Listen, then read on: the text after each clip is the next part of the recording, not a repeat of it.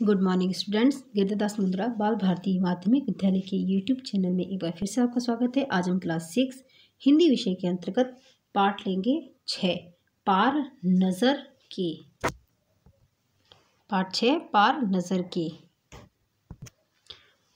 प्रस्तुत पाठ पार नज़र के लेखक हैं जयंत विष्णु नार्लिकर। ठीक है, इस कहानी में बताया गया है मंगल ग्रह के रहस्यमयी जीवन को इसमें प्रस्तुत किया गया है। यह विज्ञान पर आधारित काल्पनिक कहानी है।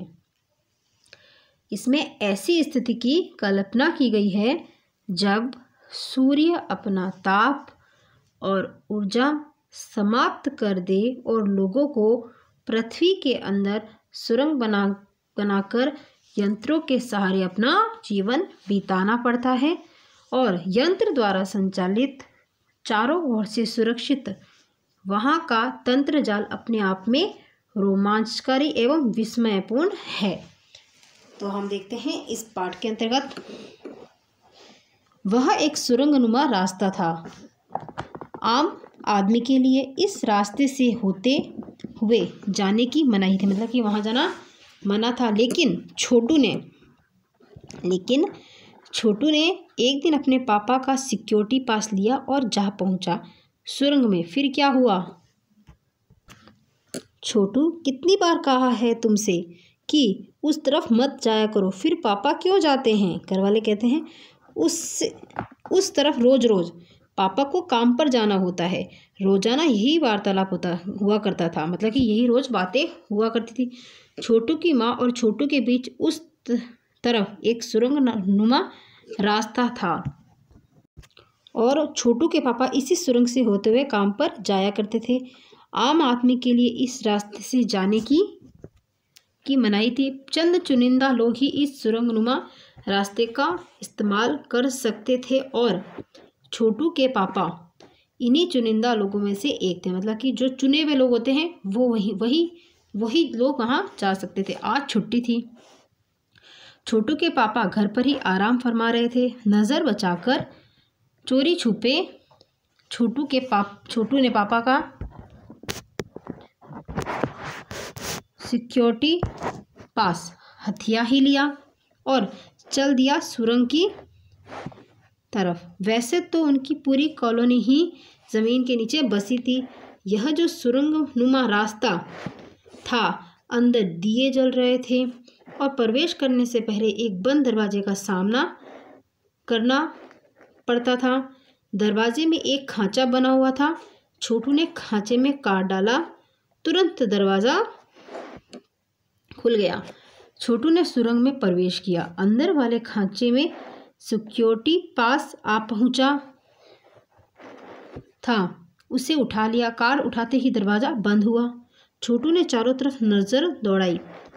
सुरंगनुमा वह रास्ता ऊपर की तरफ जाता था, यानी ज़मीन के ऊपर का सफ़र कर आने का मौका मिल गया था, मगर कहाँ? मौका हाथ लगते ही फिसल गया। सुरंग में जगह जगह लगाए निरीक्षक यंत्रों की जानकारी छोटू को नहीं थी, मगर छोटू के प्रवेश करते ही पहले निरीक्षक यंत्र में संदेहास्पद स्थिति दर्शाने वाली हरकत हुई। इतने छोटे कद का व्यक्ति सुरंग में कैसे आया? दूसरे निरीक्षक यंत्र ने तुरंत छोटू की तस्वीर खींच ली। किसी एक नियंत्रण केंद्र में इस तस्वीर की जांच की गई और खतरे की सूचना दी गई। इन सारी गतिविधियों से अनजान छोटू आगे बढ़ रहा था। तभी जाने कहां से सिपाही दौड़े चले आए। छोटू को पकड़कर वापस घर छोड़ आए। घर पर माँ छोटू का इंतजार कर रही थी। बस अब छोटू की खैरियत न थी। छोटू के पापा न होते तो छोटू का बचना मुश्किल था। छोड़ो भी, मैं इसे समझा दूंगा सब, फिर वह ऐसी गलती कभी नहीं करेगा। पापा ने छोटू को बचा लिया। बोले, छोटू, मैं जहाँ काम करता हूँ ना, वह क्षेत्र जमीन से ऊपर है। आम आदमी वहाँ नहीं जा सकता क्योंकि वहाँ के माहौल में जी ही नहीं सकता। तो फिर आप कैसे जाते हैं वहाँ? छोटू का सवाल लाजमी था। ये कहना, क्या आप कैसे जाते थे पापा? तो मैं वहाँ वो बोलते हैं, मैं वहाँ एक ख़ास किस्म का स्पेस सूट पहनकर जाता हूँ।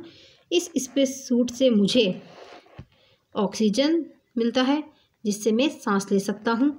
इसी स्पेस सूट की वजह से बाहर की ठंड से मैं अपने आप को बचा सकता हूँ। ख़ास किस्म के जूतों की वजह से ज़मीन के ऊपर मेरा चलना मुमकिन होता है। ज़मीन के ऊपर चलने फिरने के लिए हमें एक विशेष प्रकार का प्रशिक्षण दिया जाता है। छोटू सुन रहा था। पापा आगे बताने लगे, एक समय था जब हम अपने मंगल ग्रह पर सभी लोग ज़मीन के ऊपर ही रहते थे, बगैर किसी तरह के यंत्रों की मदद के, बगैर किसी खास किस्म की पोशाक के। हमारे पुरखे होते थे, वह ज़मीन के ऊपर रहा करते थे। लेकिन धीरे धीरे वातावरण में परिवर्तन आने लगा। कई तरह के जीव धरती पर रहा करते थे। एक के बाद एक सब मरने लगे। इस परिवर्तन की जड़ में था सूरज में हुआ परिवर्तन। क्या हुआ? सूरज में हुआ परिवर्तन। सूरज से हमें रोशनी मिलती है, उष्णता मिलती है, मतलब गर्मी मिलती है। इन्हीं तत्वों से जीवों का पोषण होता है। सूरज में परिवर्तन होते ही यहाँ का प्राकृतिक संतुलन बिगड़ गया। प्रकृति के बदले हुए रूप का सामना करने में यहाँ के पशु पक्षी, पेड़ पौधे, अन्य जीव अक्षम साबित हुए। केवल हमारे पूर्वजों ने इस स्थिति का सामना किया। अपने तकनीकी ज्ञान के आधार पर हमने ज़मीन के नीचे अपना घर बना लिया और ज़मीन के ऊपर लगे विभिन्न यंत्रों के सहारे हम सूर्य शक्ति, सूरज की रोशनी और गर्मी का इस्तेमाल करते आ रहे हैं। उन्हीं यंत्रों के सहारे हम यहाँ ज़मीन के नीचे जी रहे हैं। यंत्र सुचारू रूप से चलते रहे, इसके लिए बड़ी सतर्कता बरतनी पड़ती है।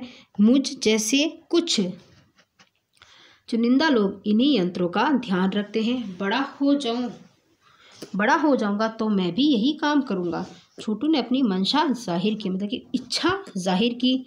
बिल्कुल, मगर उसके लिए खूब पढ़ना होगा, माँ और पापा की बात सुननी होगी, माँ ने कहा। दूसरे दिन छोटू के पापा काम पर चले गए। देखा तो कंट्रोल रूम का वातावरण बदला सा था। शिफ्ट खत्म कर घर जा रहे थे। स्टाफ के प्रमुख ने टीवी स्क्रीन की तरफ इशारा किया। स्क्रीन पर एक बिंदु झलक रहा था। वह बताने लगा, यह कोई आसमान का तारा नहीं है, क्योंकि कंप्यूटर से पता चल रहा है कि यह अपनी जगह अडिग नहीं रहा है, मतलब कि अपनी जगह पर नहीं है। पिछले कुछ घंटों के दौरान इसने अपनी जगह बदली है। कंप्यूटर के अनुसार यह हमारी धरती की तरफ बढ़ता चला आ रहा है।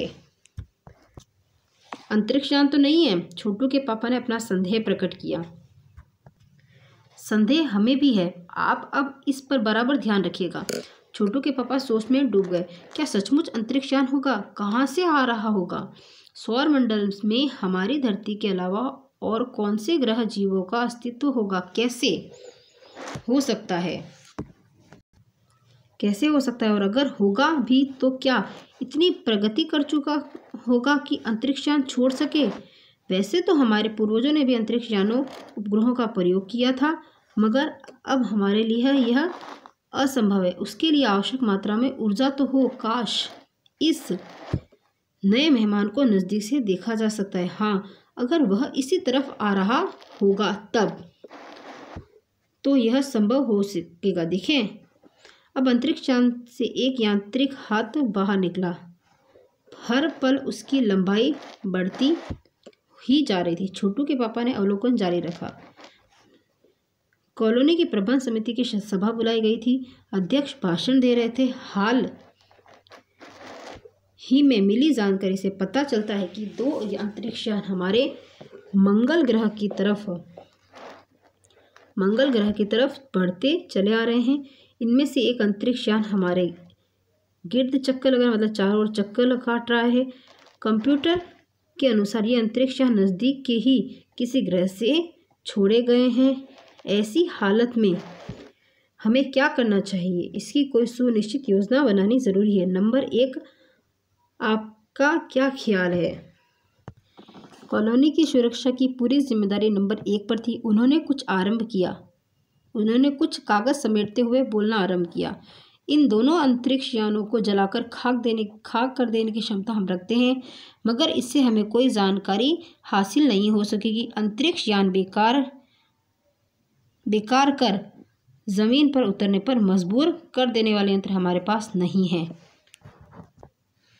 हालांकि अगर ये अंतरिक्ष यान खुद ब खुद ज़मीन पर उतरते हैं तो उन्हें बेकार कर देने की क्षमता हम में अवश्य है। मेरी जानकारी के अनुसार इन अंतरिक्ष यानों में सिर्फ यंत्र है, किसी तरह के जीव इनमें सवार नहीं है। नंबर 1 की बात सही लगती है। नंबर 2, एक वैज्ञानिक थे। वे बोले हालांकि यंत्रों को बेकार कर देने में भी खतरा है। उनके बेकार होते ही दूसरे ग्रह के लोग हमारे बारे में जान जाएंगे। इसलिए मेरी राय में हमें सिर्फ अवलोकन करते रहना चाहिए। जहाँ तक हो सके हमें अपने अस्तित्व को छिपाए ही रखना चाहिए, क्योंकि हो सकता है कि जिन लोगों ने अंतरिक्ष यान भेजे हैं वे कल को इनसे भी बड़े सक्षम अंतरिक्ष यान भेजें। हमें यहाँ का प्रबंध कुछ इस तरह रखना चाहिए जिससे यंत्रों को यह गलतफहमी हो कि इस ज़मीन पर कोई भी चीज़ इतनी महत्वपूर्ण नहीं है कि जिससे वे लाभ उठा सके। अध्यक्ष महोदय से मैं दरख्वास्त करता हूँ या प्रार्थना करता हूँ कि इस तरह का प्रबंध हमारे यहाँ किया जाए। नंबर 3, सामाजिक व्यवस्था का काम देखते थे। उनकी बात के जवाब में अध्यक्ष कुछ बोलने जा ही रहे थे कि फ़ोन की घंटी बजी। अध्यक्ष ने चौंका उठाया, मतलब कि फ़ोन उठाया। 1 मिनट बाद सभा को संबोधित करते हुए उन्होंने कहा, भाइयों, अंतरिक्ष यान क्रमांक 1 हमारी ज़मीन पर उतर चुका है। वह दिन छोटू के लिए बड़ा ही महत्वपूर्ण दिन था। पापा उसे कंट्रोल रूम ले गए थे। यहाँ से अंतरिक्ष यान क्रमांक 1 साफ नज़र आ रहा था। कैसा अजीब लग रहा है यहाँ, इसके अंदर क्या होगा पापा? छोटू ने पूछा। अभी नहीं बताया जा सका, दूर से ही इसका निरीक्षण जारी है। उस पर बराबर हमारा ध्यान है और उसके हर अंग पर हमारा नियंत्रण है। वक्त आने पर ही हम अगला कदम उठाएंगे, छोटू के पापा ने बताया। उन्होंने छोटू को एक कंसोल दिखाया जिस पर कई बटन थे। अब अंतरिक्ष यान से एक यांत्रिक हाथ बाहर निकला। हर पल उसकी लंबाई बढ़ती ही जा रही थी। वह शायद ज़मीन तक पहुंचकर मिट्टी उकेर लेना चाहता था। सब लोग स्क्रीन पर दिखाई दे रही अंतरिक्ष यान की इस हरकत को ध्यान से देख रहे थे, सिवा एक के। उसका ध्यान कहीं और ही था। छोटू का सारा ध्यान था कंसोल पैनल पर। कंसोल का एक बटन दबाने की अपनी इच्छा को वह रोक नहीं पाया। वह लाल लाल बटन उसे बरबस अपनी तरफ खींच रहा था और सहसा खतरे की घंटी बजी। सबकी निगाहें कंसोल की तरफ मुड़ी। पापा ने छोटू को अपनी तरफ खींचते हुए एक झापट रसी दिया, मतलब कि एक थप्पड़ मार दिया और लाल बटन को पूर्व स्थिति में लाख रखा। मगर उस तरफ अब अंतरिक्ष यान के उस यांत्रिक हाथ की हरकत सहसा रुक गई थी। यंत्र बेकार हो गया था। उधर पृथ्वी पर national aeronautics and space administration NASA द्वारा प्रस्तुत वक्तव्य ने सबका ध्यान अपनी तरफ आकर्षित कर लिया। क्या किया था देखिए। मंगल की धरती पर उतरा हुआ अंतरिक्ष यान वाइकिंग अपना निर्धारित कार्य कर रहा है। हालांकि किसी अज्ञात कारणवश अंतरिक्ष यान का यांत्रिक हाथ बेकार हो गया है। नासा के तकनीशियन इस बारे में जांच कर रहे हैं तथा इस यांत्रिक हाथ को दुरुस्त करने के प्रयास भी जारी है। इसके कुछ ही दिनों बाद पृथ्वी के सभी प्रमुख अखबारों में ने छापा। नासा के तकनीशियनों को रिमोट कंट्रोल के सहारे वाइकिंग को दुरुस्त करने में सफलता मिली। यांत्रिक हाथ ने अब मंगल की मिट्टी के विभिन्न नमूने इकट्ठे करने का काम आरंभ कर दिया है। पृथ्वी के वैज्ञानिक मंगल की इस मिट्टी का अध्ययन करने के लिए बड़े उत्सुक थे। उन्हें उम्मीद थी कि इस मिट्टी के अध्ययन से इस बात का पता लगाया जा सकेगा कि क्या मंगल ग्रह पर भी पृथ्वी की ही तरह जीव सृष्टि का अस्तित्व है। यह प्रश्न आज भी एक रहस्य बना हुआ है।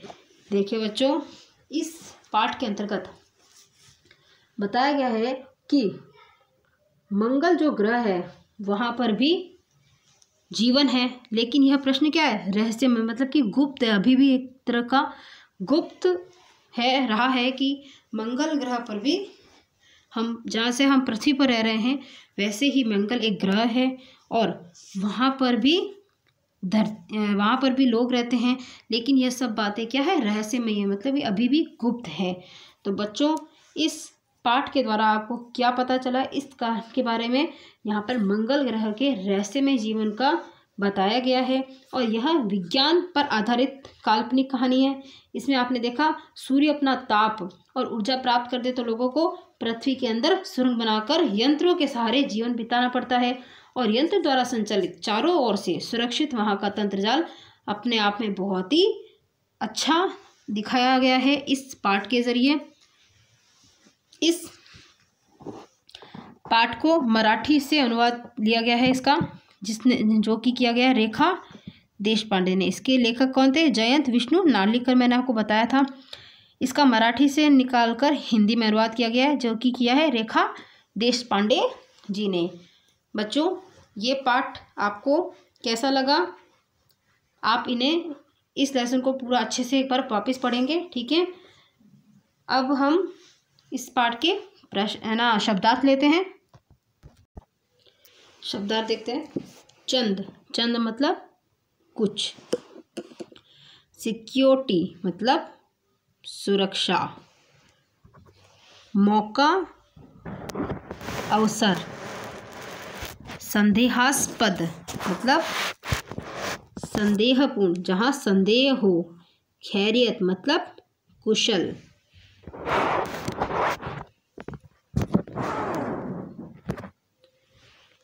हरकत मतलब हिलना डोलना, माहौल मतलब वातावरण, मंशा मतलब इच्छा या फिर अभिलाषा भी हो सकता है इसका, अभिलाषा, ठीक है।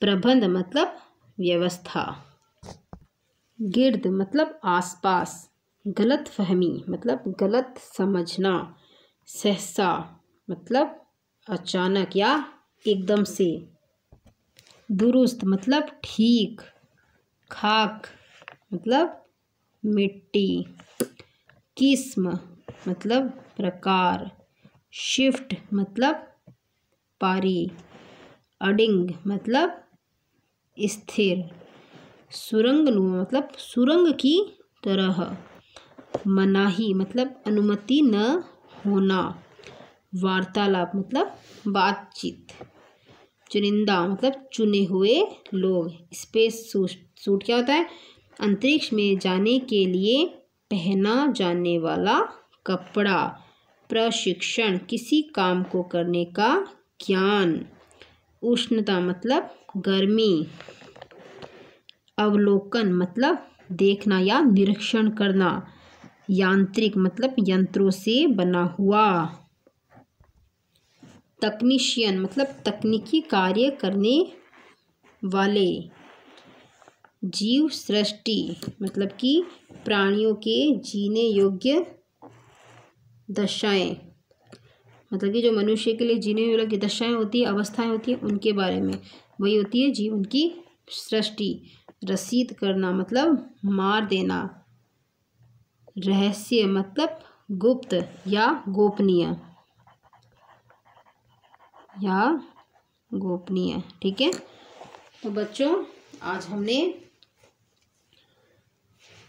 पाठ 6 पार नज़र के हमने पूरा पढ़ा है और मैंने आपको ये लेसन समझाया है और इसके ये शब्दार्थ आप अपनी कॉपी में सफाई से करेंगे, ठीक है बच्चों। ये सारा कार्य अच्छे से करके ओके।